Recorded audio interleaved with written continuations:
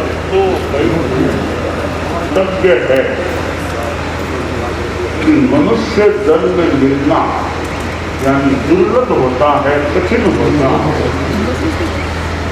84 लाख उनमें यह मनुष्य का जीवन दुर्लभ भी है और बहुत महत्वपूर्ण भी। मनुष्य जीवन में इतना के उत्थान की प्रक्रिया संपन्न की जा सकती है, वह अन्य योनियों में था।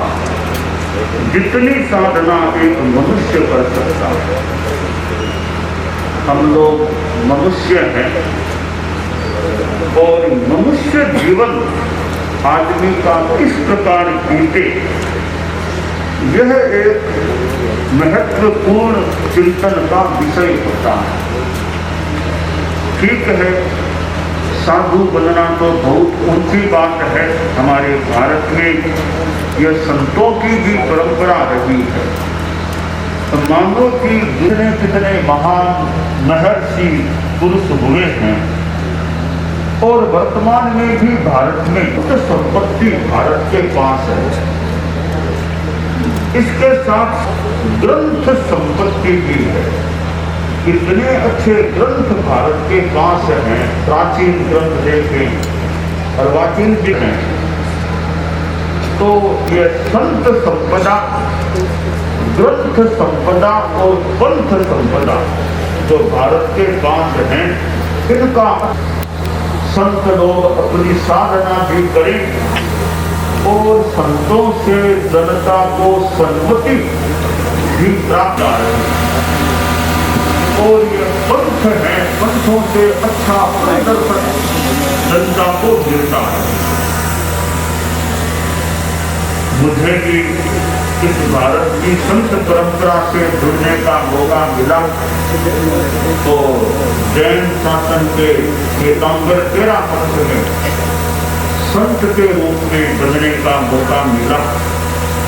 परम पूज्य गुरुदेव आचार्य तुलसी और परम पूज्य गुरुदेव आचार्य महाप्रज्ञ जी जो धर्म गुरु के रूप में मुझे और हमको प्राप्त हुए, उधर मुनि श्री सुमेरमणि स्वामी लाडको ने इस सरदार शहर में ही, मैं बच्चा था, उस बालावस्था ने मुझे संन्यास और मुनित्व की दीक्षा प्रदान की।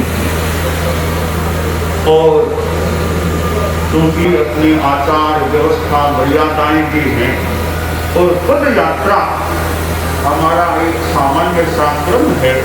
विशेष स्थितियों में तो और भी कुछ उपयोग किया जाता है, सामान्यतया पद यात्रा का क्रम है।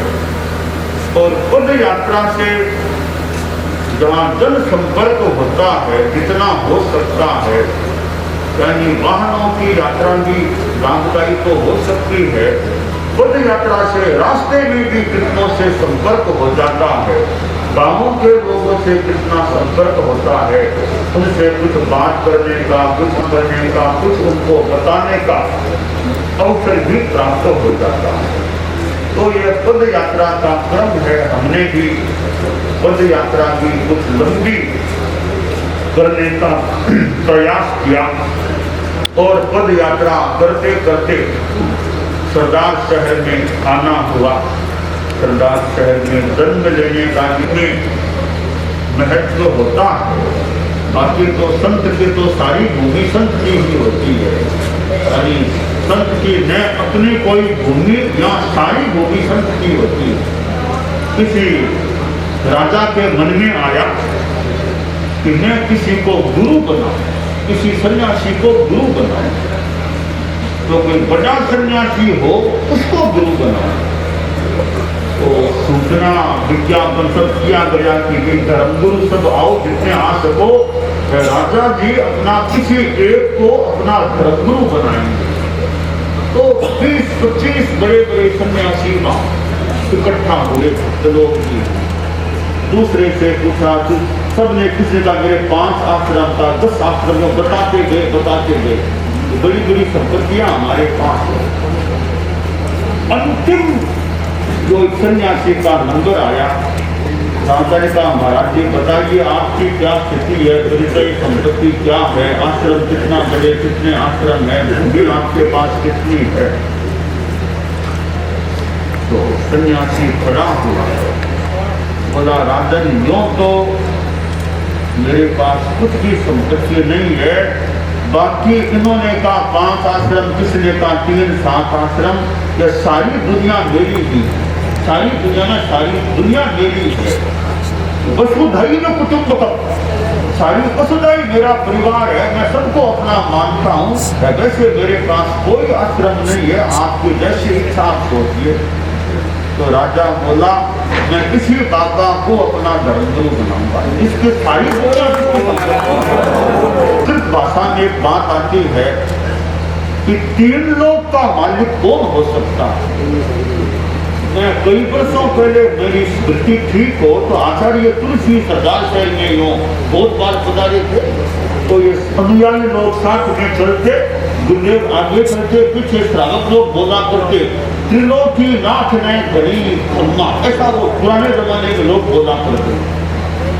प्रश्न है भी आचार्य तुलसी के पास जो अचिंतन साधु वो त्रिलोकी नाथ कैसे हुए। एक संस्कृत भाषा में श्लोक आता है अकिंचनो है मिथ्यास्व त्रैलोक्याधिपतिर भरे योगी गम्यमिदं प्राहु रहस्यम परमात्मने।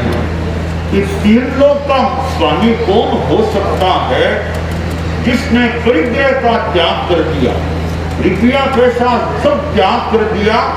वो आदमी 3 लोक का मदाती है, किसी के पास करोड़ है और अब्ज है, खरब है, उतने का मालिक है, पूरी दुनिया का मालिक वो नहीं है। तो जिस साधु ने सब कुछ छोड़ दिया, त्याग दिया, सबको अपना मानो मान लिया, सब प्राणियों को अपने समान मान लिया, वो 3 लोक का मालिक हो सकता है। तो हालांकि मैं ये बताना कहने का मतलब है कि जिसने त्याग तो त्याग करता है, त्याग की बड़ी बात है, त्याग की महिमा है। तो भक्त लोग बैठे थे, बाबा को बैठा था, बाबा ने बात बात में कह दिया भक्तों मेरे से बड़े त्यागी तो आप हैं। बोले बाबा जी त्यागी तो आप हैं, संसार गदगाल छोड़ दिया, हम तो गृहस्थ, हम कैसे त्यागी हुए, हम बड़े त्यागी हुए कैसे। तो बाबा ने कहा देखो भाई सापेक्ष बात है कि मैंने तो परम सुखों परमात्मा पद को पाने के लिए तुच्छ संसार के सुखों को त्यागा है, परम पद को पाने के लिए अपरम तुच्छ को त्यागा है, और आप लोगों ने तुच्छ के लिए परम को ही त्याग दिया, परम को ये बड़े त्यागी आप हो गए। तो खैर सापेक्ष बातें हैं, तो मूल संत बनना ये बड़ी बात है, त्यागी बन जाना बड़ी बात है। तो मैं सरदार शहर से संसार पक्ष ये बाकी साधु तो वैसे किसी का संता ही है, तो आपके संसार की भाषा में देखें तो मैं सरदार शहर से जुड़ा हुआ हूँ, सरदार शहर में जन्मा हुआ हूँ, यहाँ बड़ा कुशा हुआ हूँ, तो यहाँ आना हुआ है लंबे अरसे के बाद। और आज सरदार शहर की जनता ने आप लोगों ने मेरा एक तरह से स्वागत करके सम्मान अभिनंदन किया है। यह एक आपका मेरे प्रति मानो प्रेम है, स्नेह है, मायर भूमि का मानो वो जो संसार की भाषा में माइकों का स्नेह है, प्रेम है, या समान अवस्था वालों का प्रेम, कुछ भी भाषा में मान लें। तो आप लोगों ने जो सम्मान अभिनंदन किया, और ये चाबी देना बहुत बड़ा सम्मान होता है, बहुत बड़ा। चाबी तो चाबी है, तो यह चाबी ठीक है, ये भूत नगर की चाबी सौंपना कितना बड़ा एक स्वागत का उपक्रम, सम्मान का उपक्रम है। मैं इसके उत्तर में कहना चाहूँ, इन चीजें ऐसी हैं, ये सरदार शहर में व्यापक रूप में रहे तो सरदार शहर में शांति रह सके, धार्मिकता रह सके, चित्त समाधि रह सके। तो मैं 3 प्रतिज्ञाएं बताता रहा हूँ। पहली प्रतिज्ञा है मैं सद्भाव पूर्ण व्यवहार करने का प्रयत्न करूंगा, यानी जाति संप्रदाय आदि को लेकर दंगा फसाद हिंसा क्या आदमी करे उसमें जहां तक हो सके ईमानदारी रखें। तीसरी बात है नशा मुक्ति।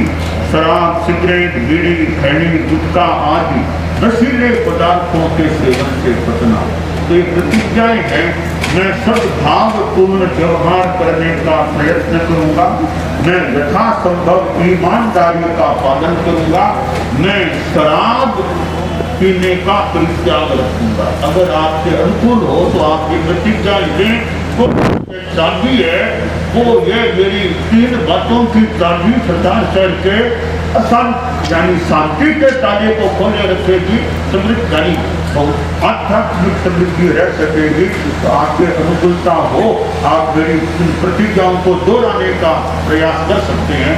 बोलिए, मैं सद्भाव पूर्ण व्यवहार करने, ईमानदारी का पालन करूंगा। अब तीसरे में शराब कभी नहीं पीना, ये आपका पक्का मन हो तो बोलिए। और नशीले पदार्थों से बीड़ी, सिगरेट जितना संभव हो सके बचने का प्रयास करना चाहिए। तो यह जो एक का उपक्रम रहा है, तो आप लोगों ने जो मुझे स्नेह और सम्मान मांगो दिया है, मैं आपके प्रति आध्यात्मिक मंगल कामना करता हूँ। आपके जीवन में खुद शांति, आध्यात्मिक समृद्धि रहे, चित्र समाधि मंदिर।